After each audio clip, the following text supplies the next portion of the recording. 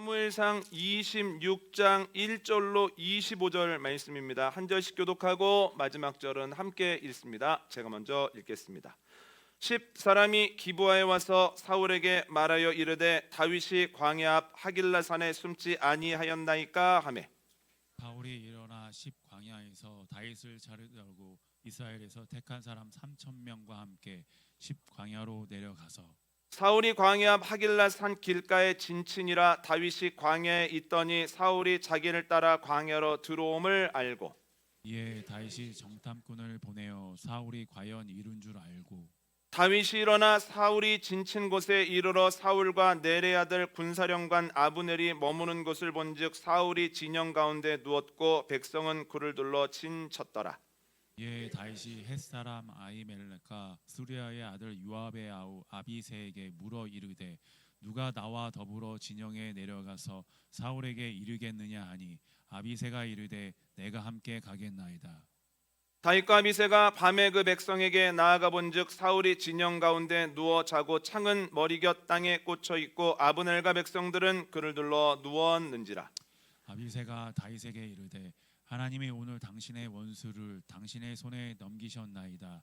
그러므로 청하오니 내가 창으로 그를 찔러서 단번에 땅에 꽂게 하소서. 내가 그를 두 번 찔 것이 없으리이다 하니 다윗이 아비새에게 이르되 죽이지 말라. 누구든지 손을 들어 여호와의 기름 부음 받은 자를 치면 죄가 없겠느냐 하고 다윗이 또 이르되 여호와께서 살아계심을 두고 맹세하노니 여호와께서 그를 치시리니 혹은 죽을 날이 이르거나 또는 전장에 나가서 망하리라. 내가 손을 들어 여호와의 기름 부음 받은 자를 치는 것을 여호와께서 금하시나니 너는 그의 머리 곁에 있는 창과 물병만 가지고 가자 하고 다윗이 사울의 머리 곁에서 창과 물병을 가지고 떠나가되 아무도 보거나 눈치채지 못하고 깨어 있는 사람도 없었으니 이는 여호와께서 그들을 깊이 잠들게 하셨으므로 그들이 다 잠들어 있었기 때문이었더라. 이에 다윗이 건너편으로 가서 멀리 산 꼭대기에 서니 거리가 멀더라. 다윗이 백성과 넬의 아들 아브넬을 대하여 외쳐 이르되 아브넬아 너는 대답하지 아니하느냐 하니 아브넬이 대답하여 이르되 왕을 부르는 너는 누구냐 하더라. 다윗이 아브넬에게 이르되 내가 용사가 아니냐 이스라엘 가운데 너 같은 자가 누구냐 그러한데 내가 어찌하여 내 주 왕을 보호하지 아니하느냐 백성 가운데 한 사람이 내 주 왕을 죽이려고 들어갔었느니라. 내가 행한 이 일이 옳지 못하도다. 여호와께서 살아계심을 두고 맹세하노니 여호와의 기름 부음 받은 너희 주를 보호하지 아니하였으니 너희는 마땅히 죽을 자이니라.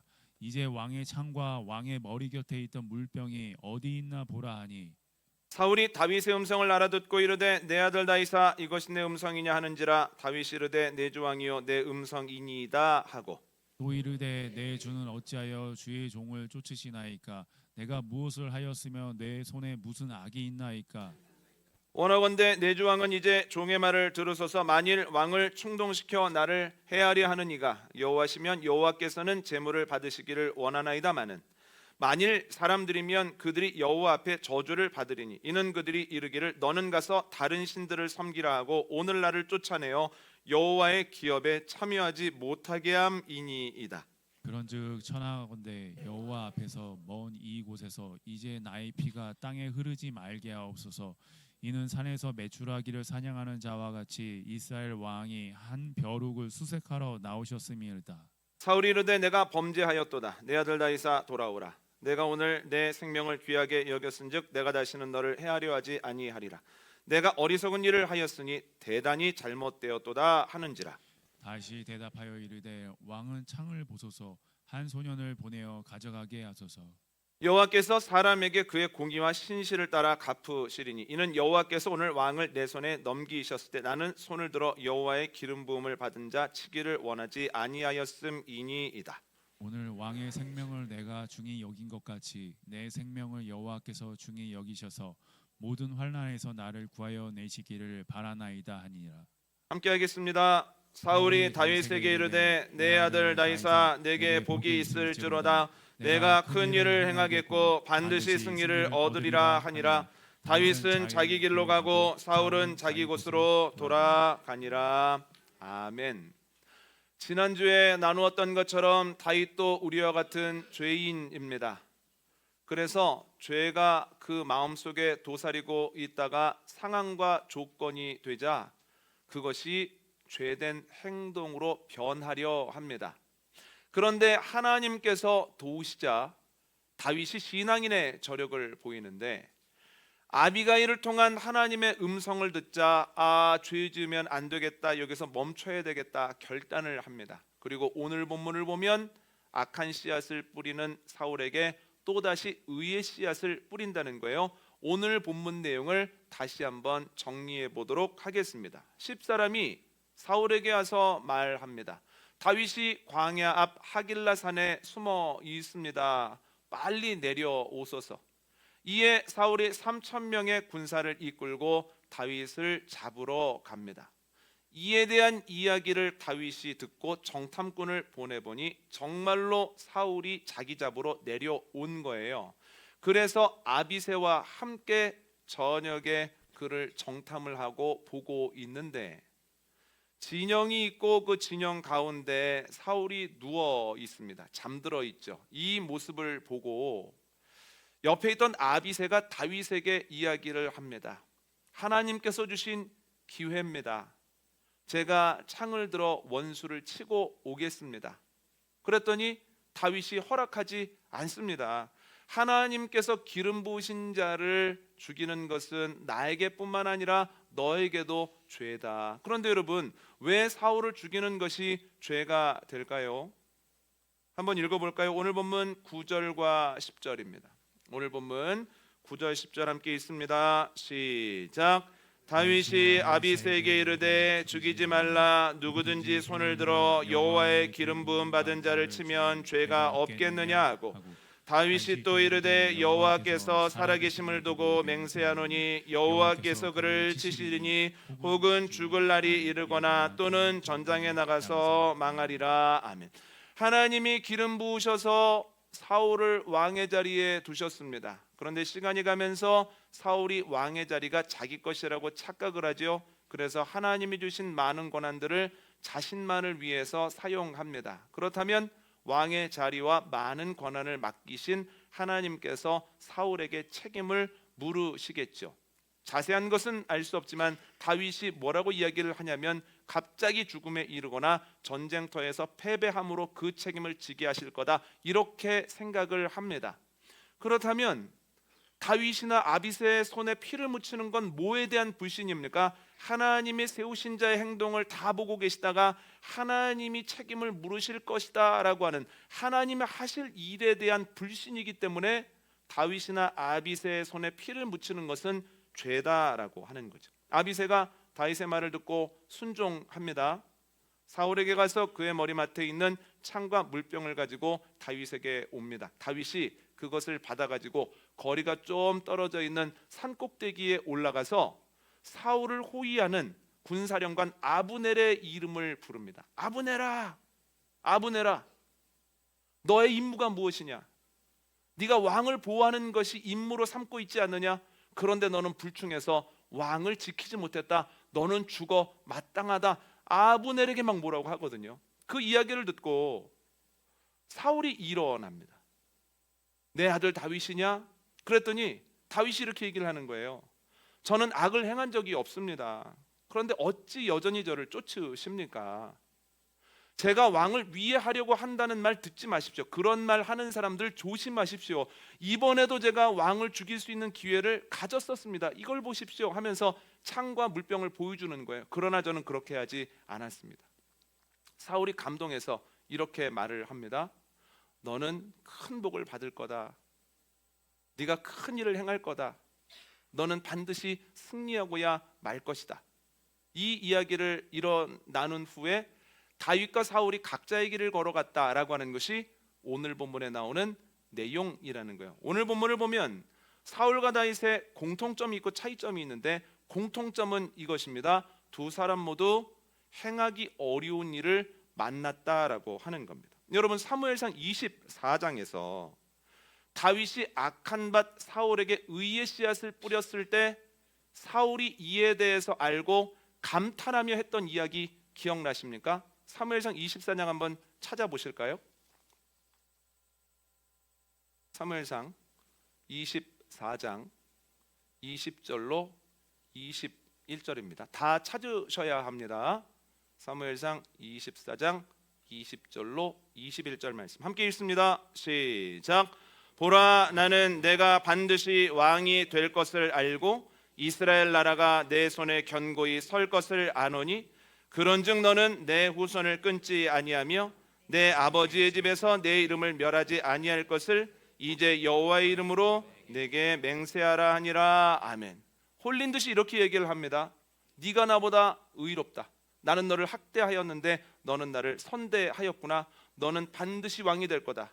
너를 통해서 이스라엘이 견고하게 서게 될 것이다. 그때가 되면 네가 가지고 있는 힘을 가지고 내 후손을 멸하지도 말고 내 이름을 내 아버지 집에서 지우지도 말아라. 이거 맹세해줘라. 이렇게 얘기를 하거든요. 그러니까 그의 말에는 어떤 약속이 들어있냐면 나도 너를 해하지 않을 거다. 앞으로는 너를 쫓아다니지 않을 거다라고 하는 약속이 들어있다라고 하는 거예요. 그렇게 약속했는데 얼마 지나지 않아 한 사람이 와서 다윗이 숨어 있는 것을 제가 알고 있습니다. 지금이 기회입니다. 라고 이야기를 하니 약속은 어디 있는지 모르게 약속이 무색할 만큼 금방 다윗을 쫓아왔다라고 하는 거예요. 몇 명과 왔습니까? 3,000명이랑 왔죠. 전에도 3,000명과 함께 다녔죠. 그렇다면 사울이 다윗에게 보이는 행동은 요만큼도 바뀌지 않았다라고 하는 거예요. 이걸 통해서 뭘 할 수 있냐면 사울이 결심하고 그것을 행동으로 옮김으로 행동이 변화하는 것은 너무너무 어려운 일이라는 거예요. 누군가의 이야기를 들었을 때 아니 나 다윗과 약속했는데 내가 그렇게 하지 않기로 했는데 나는 정말 달라질 건데 이렇게 반응하는 것이 너무 쉽지 않은 일이다라고 하는 거죠. 여러분 우리도 한번 생각해 보십시오. 아 내가 예배 늦으면 안 되겠어. 그런데 어떻습니까? 한두 주 괜찮아지는 것 같다가 다시 원위치 되는 경험을 하지 않습니까? 내가 예배 때 자지 않을 거야. 내가 예배 또렷하게 드릴 거야. 그런데 서론부터 잠이 오는 경우가 많다는 거예요. 행동의 변화를 가져오는 건 너무 쉽지 않은 일이라는 거예요. 사울이 그거 만난 겁니다. 정말 행동의 변화는 어려운 일이라는 거예요. 그런데 성경을 읽어보면 사울이 어려워하는 건 행동의 변화뿐이 아니라는 거예요. 한번 찾아볼까요? 사무엘상 15장입니다. 사무엘상 15장 19절로 21절입니다. 사무엘상 15장 19절로 21절 함께 읽습니다. 시작. 어찌하여 왕이 여호와의 목소리를 청종하지 아니하고 탈취하기에만 급하여 여호와께서 악하게 여기시는 일을 행하였나이까.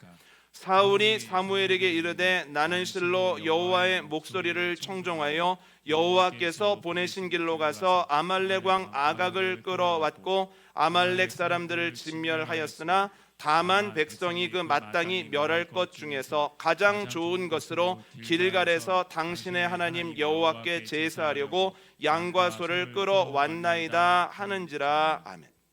하나님께서 아말렉과의 싸움 전에 사울에게 말씀하십니다. 내가 너에게 승리를 줄 것이다. 이기고 나면 아말렉에 관련된 모든 것들을 진멸하라. 그런데 사울이 이기고 보니 모든 것을 진멸하기가 너무 아까운 거예요. 그래서 나쁜 것만 진멸하고 좋은 것은 다 남깁니다. 하나님께서 사무엘을 보내셔서 책망하시거든요. 그런데 사무엘이 도착하자마자 사울이 거짓말을 하더라는 거예요. 묻지도 않았는데 제가 하나님의 말씀을 다 준행했습니다. 제가 모든 걸 다 진멸했습니다. 그 이야기를 듣고 사무엘이 이렇게 말합니다. 그러면 내 귀에 들리는 가축의 소리는 어찌 됨입니까? 그랬더니 그때는 변명하더라는 거예요. 내가 좋은 것 가지고 하나님께 제사 드리려고 남겨놨을 뿐입니다. 이걸 통해서 알 수 있는 게 뭐냐면 무엇인가를 잘못했을 때 이것을 인정하고 회개하는 것도 만만치 않다는 거예요. 아이들의 모습을 보십시오.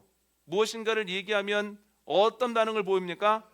자기도 모르게 거짓말이 나온다는 거예요. 그리고 변명을 한다는 거예요. 그런데 아이들만 그렇습니까? 어른이 되어도 똑같다는 거예요. 나도 모르게 이 순간을 모면하고 싶어서 때로는 거짓말도 하고 때로는 변명도 하죠. 자기의 잘못을 인정하고 회개하고 다시 그렇게 하지 않겠다라고 결단하는 것 꽤나 어려운 일이라는 거예요. 그런데 사울을 보면 전에도 그렇습니다. 사무엘상 13장을 보면 사무엘이 도착하지 않자 전쟁 전에 사울이 자기 임의대로 제사를 드려버리거든요. 하나님이 원치 않으시는 거죠. 그런데 제사를 드리자마자 사무엘이 도착합니다. 어찌하여 그렇게 했느냐고 하자 사울이 회개하는 대신에 또다시 변명을 했다는 거예요. 여러분, 인정하고 회개하는 것이 이만큼 어렵습니다. 여러분, 사울을 보면 계속해서 왕위에 있는 동안, 생활하는 동안 하기에 어려운 것들을 만나게 된다라고 하는 거예요. 그런데 여러분, 오늘 본문을 보면 하기 어려운 일을 만나는 것은 사울뿐만이 아니라는 거예요. 여러분, 한번 상상해 보십시오. 운전을 하고 가는데, 그리고 운전하는 옆에 앉아 있는데 앞차가 방향 지시등도 켜지 아니하고 갑자기 끼어듭니다. 그래서 사고가 날 뻔합니다. 깜짝 놀랐습니다. 그러면 이에 대해서 여러분 어떤 반응을 보이실지 한번 겉으로는 표현하지 마시고 속으로 한번 생각해 보세요. 네 가지 중에 하나일 것 같은데, 1번, 그 사람도 알 수 있게 표현한다. 상향등도 켜고 빵빵거리기도 하고, 그래도 화가 풀리지 않으면 옆으로 가서 창문을 열고 날카롭게 쏘아보기도 하고. 이 이상하시는 분은 안 계시겠죠, 저희 교인 중에. 그러니까 남이 알 수 있도록 표현한다. 1번. 2번, 표현은 하되 그 사람이 알 수 없도록 한다. 차 안에서 왜 저렇게 운전을 하는 거야, 어디서 운전을 배운 거야 하면서 표현을 한다. 3번, 꾹 참는다. 입술로 죄를 짓지 않기 위해서 하면서 참는다. 3번입니다. 4번, 더 나아가서 이해한다. 얼마나 급하면 저렇게 갑작스럽게 들어왔을까. 자, 마음에 정하셨습니까? 마음에 정하셨죠? 나는 몇 번으로 반응을 하는지 솔직하게 한번 생각을 해보시기를 바랍니다. 그런데 한 1분 정도 있다가 그 차가 앞으로 또 똑같이 끼어드는 거예요. 이번에도 사고가 날 뻔했습니다. 그럼 여러분, 묻고 싶습니다. 똑같은 일을 했을 때, 그래, 한 번 참았으니까 두 번도 참아야지, 한 번 참고 나니까 두 번 참는 건 수월하네, 이런 마음이 들까요? 아니면 내가 한 번 참았는데 또 이러네, 내가 한 번 참아줬는데도 또 이런 잘못을 하네 하면서 참았던 화까지 폭발하겠습니까? 여러분 어떠십니까? 첫 번에 3번, 4번으로 반응했던 분들 한번 생각해 보십시오. 3번, 4번이었던 분들 1번, 2번으로 바뀌었습니까? 안 바뀌었습니까? 저는 그래, 한 번 참았는데 두 번 못 참을까, 두 번째 참으니까 훨씬 수월하네 하는 이들보다, 그러나 후자, 내가 한 번 참아줬는데 이번에 또 그래? 어떻게 이럴 수가 있어 하면서 전에 참았던 화까지 더 크게 터뜨리는 경우가 훨씬 많을 것이라고 생각을 합니다. 여러분, 다윗이 악한 밭인 사울에게 의의 씨앗을 뿌렸습니다. 사울도 감동해서 약속을 합니다. 나도 이제 너에게 악한 씨앗 뿌리지 않겠다. 그런데 얼마 지나지 않아서 똑같이 자신에게 악한 씨앗을 또 뿌리더라는 거예요. 그러면 다윗이 어떤 반응을 보이기가 쉽습니까? 그래, 또 의의 씨앗을 뿌리자 하기보다는, 야, 내가 의의 씨앗을 뿌렸는데 악한 씨앗이 돌아오는구나 하면서 악한 씨앗을 뿌리기가 쉽다는 거예요. 그래서 이 사울에게 의의 씨앗을 다시 뿌린다라고 하는 것은 다윗에게 아주 어려운 일이라는 거예요. 무슨 말씀 드리고 싶은 거냐면, 지금 사울도 어려운 일을 만났고 다윗도 어려운 일을 만났습니다. 그 모양과 정도만 다를 뿐입니다. 하나님께서는 사울에게만 어려운 일을 주고 다윗에게만 순탄한 일을 주시는 건 아니라는 거예요. 그런데 옆에 있는 사람을 보면, 멀리 있는 사람을 보면 저 사람은 어려운 일 아닌 것 같고 저 사람은 어렵지 않게 그 일을 해내는 것 같지만, 아니요, 그 사람 입장에서 보면 그 사람에게도 무척 어려운 일이라는 거예요. 어려운 일은 모든 사람들에게 있죠. 이게 오늘 본문에 나오는 사울과 다윗의 공통점입니다. 오늘 본문에 나오는 두 번째가 무엇이냐면 차이점입니다. 여러분, 다윗만 어려운 일을 이겼다라고 하는 차이점이 있는데요, 방금 말씀드린 것처럼 사울에게도 하기 어려운 일이 있었고 다윗에게도 하기 어려운 일이 있었습니다. 그런데 왜 두 사람의 삶은 이렇게 다른 결론을 맺게 될까요? 그 이유는 하기 어려운 일을 만났을 때 완전히 다른 모습을 보이기 때문이에요. 여러분, 사울이 완전히 다른 행동을 하는 것, 다른 결정을 하고 다른 모습을 보이는 것 쉬운 일 아닙니다.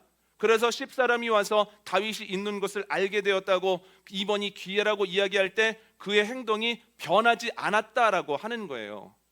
그러나 다윗은 어떻습니까? 다윗은 쉽지 않은 일이지만 그러나 또다시 자신에게 악한 씨앗을 뿌리는 사울에게 의의 씨앗을 뿌렸다는 거예요. 본인만 의의 씨앗을 뿌립니까? 자기 옆에 있는 아빗에도 의의 씨앗을 뿌릴 수 있도록 돕죠. 그 뿌리가 무엇입니까? 오늘 본문에도 나오지만 공정한 재판관이신 하나님에 대한 믿음 가지고 또다시 의의 씨앗을 뿌리더라는 거예요. 여러분, 어려워서 못했느냐, 어려워도 해냈느냐가 두 사람의 인생의 차이를 만들어낸다는 거예요. 그런데 이렇게 물으실 수 있습니다. 목사님, 똑같이 어려운 일이라고 하시지만 모양이 다르지 않습니까? 또한 난이도도 다르게 느껴지는데 목사님 너무 사울에게만 박하신 것 아닙니까? 아니요. 두 사람을 보면 똑같은 일 앞에서도 완전히 다른 반응하거든요. 그래서 저는 성경을 묵상하다 보면 사울과 다윗의 실력 차이는 아주 확연하구나 라고 하는 것을 느끼게 되는데, 앞에서도 말씀드린 것처럼 사울이 잘못을 하자 하나님이 사무엘을 보내셔서 책망하시거든요. 그때 사울이 뭐 합니까? 두 가지 했던 거 말씀드렸죠. 첫 번째는 거짓말, 두 번째는 변명입니다. 그러면 다윗이 죄를 졌을 때 하나님이 나단을 보내셔서 책망하시는데, 그럼 똑같은 상황에서 다윗은 어떻게 반응을 할까요? 한번 읽어볼까요? 사무엘하 12장 9절입니다. 사무엘하 12장 9절 말씀,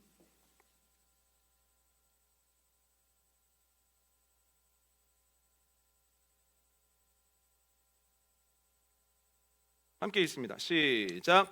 그러한데 어찌하여 내가 여호와의 말씀을 업신여기고 나 보기에 악을 행하였느냐?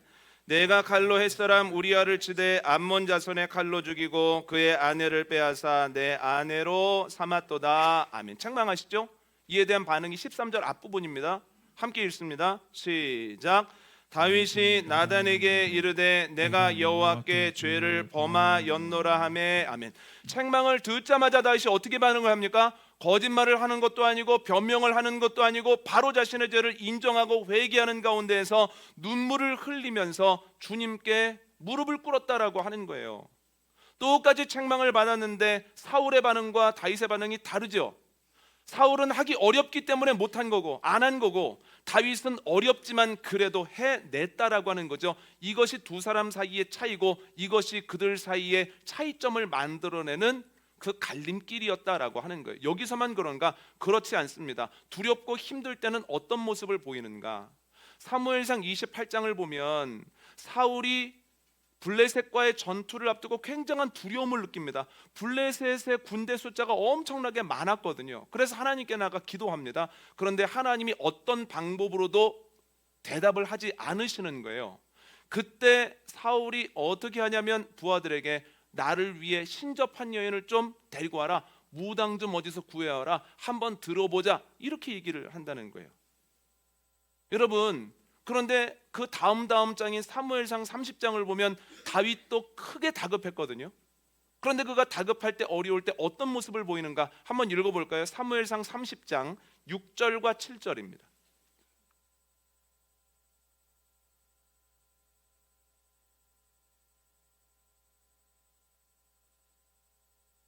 사무엘상 30장 6절과 7절 말씀 함께 읽습니다. 시작. 백성들이 자녀들 때문에 마음이 슬퍼서 다윗을 돌로 치자 하니 다윗이 크게 다급하였으나 그의 하나님 여호와를 힘입고 용기를 얻었더라. 다윗이 아히멜렉의 아들 제사장 아비아달에게 이르되 원하건대 에봇을 내게로 가져오라. 아비아달이 에봇을 다윗에게로 가져가매. 아멘. 다윗이 크게 다급했으나 여호와로 인하여서 힘과 용기를 얻거든요. 그런데 이 구절을 잘 읽어보면 하나님이 그에게 응답하시고 또렷하게 인도하셨기 때문에 힘과 용기를 얻은 게 아닙니다. 하나님께서 음성을 들려주시기도 전에 이미 여호와를 생각하는 가운데 다윗의 마음속에 힘과 용기가 생기고, 힘과 용기가 생긴 이후에 아비아달에게 에봇을 가지고 와라 해서 기도하고 하나님의 음성과 인도를 받았다라고 하는 거예요. 여러분, 사울은 어려울 때 내가 원하는 방식으로 내가 원하는 때에 말씀을 반응을 응답을 안 하신다고 해서 금방 신접한 여인을 찾아가죠. 불안함을 못 이깁니다. 그런데 다윗의 경우를 보면 하나님께 묻기도 전에 나의 목자 되신 주님을 생각하는 가운데 마음의 낙심이 극복이 되고 기도의 자리로 힘있게 나아가더라는 거예요. 여러분, 똑같이 어려운 일 앞에 있지만 두 사람의 실력의 차이가 납니까 안 납니까?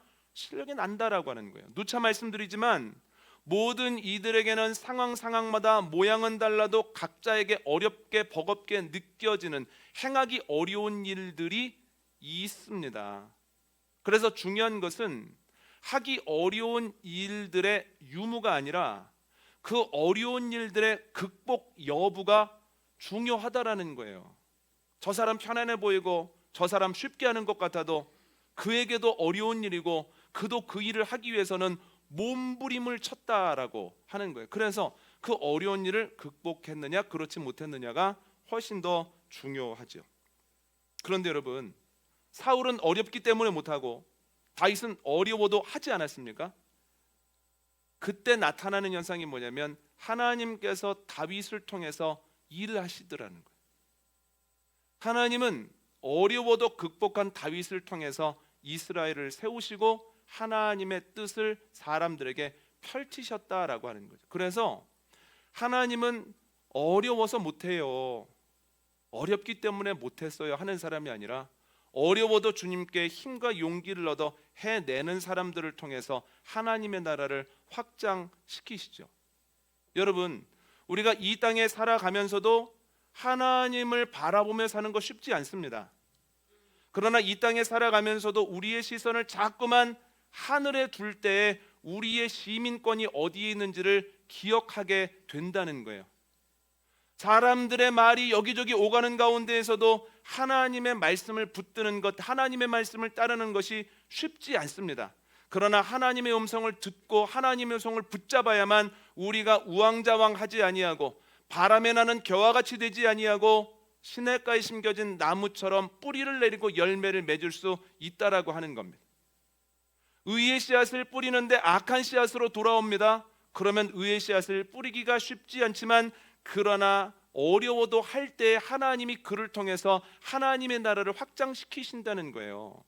결심하고 행동을 변화시키는 거 쉽지 않습니다. 그러나 그렇게 행하고 그렇게 예배하고 그렇게 목회하는 이들을 통해서 하나님의 뜻을 펼치신다라고 하는 거죠.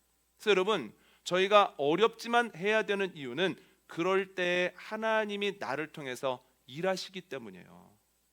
어렵다고 피하지 말고 포기하지 말고 어려워도 끝까지 부딪히고 승리하는 은혜가 저와 여러분에게 넘치게 되어지기를 원합니다. 그런데 또 하나의 이유가 있습니다. 왜 어려워도 극복을 해야 되는가? 어려운 일을 감당해야 되는가? 얼마 전에 이준상 선교사님과 사모님과 또한 16명의 그 라오스 학교의 교사들을 한 교회에서 초청을 했습니다. 그래서 그분들이 한국에서 일주일 정도 지냈었는데요. 우수교사들이 온 거예요. 그런데 여러 군데를 갔더라고요. 사진을 보고 이야기를 나눠봤더니 처음에 동해바다에 갔더라고요. 동해바다에 가서 라오스 친구들이 제일 먼저 뭐 했을까요? 내가 글을 읽어보니 바닷물은 짜다는데 우리 집 앞에 있는 메콩강은 그렇지 않은데 진짜 짠가 싶어서 동해바다에 들어가자마자 크게 바닷물을 들이마시더라는 거예요. 그래서 깜짝 놀랐다 이런 얘기도 하고요. 사진을 보니 롯데월드도 가고 그리고 또 천장이 전체가 LED로 되어 있는 곳에 가서 또 근산 구경도 했다 그래요. 저녁마다 오늘은 어떠했는지 느낌을 나누는 시간을 갖는데 한 선생님이 이런 얘기를 하더라는 거예요. 모든 것이 놀랍고 대단했지만 두 가지가 인상적이었는데 첫 번째는 한국은 화장실도 너무 깨끗하다는 거예요. 야, 이렇게 깨끗할 수가 있나 싶을 정도로 화장실이 깨끗한 게 하나가 있고, 두 번째는 한국 사람들이 질서를 너무 잘 지킨다는 거예요. 야, 그렇구나. 우리는 아무 데서나 하고 싶은 일들을 하는데 여기에는 정해진 규칙대로 착착착착 움직이는 모습이 참 대단하다. 자유로운 것 같은데도 너무 질서 있다. 크게 감명을 받았다는 거예요. 그리고 나서 뭐라고 얘기를 하냐면 선교사님, 그런데 이렇게 좋은 데서 사시다가 라오스 오신 거예요.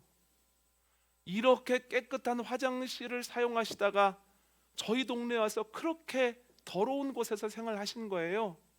너무 감사합니다. 그러면서 눈물을 막 흘리더라는 거예요.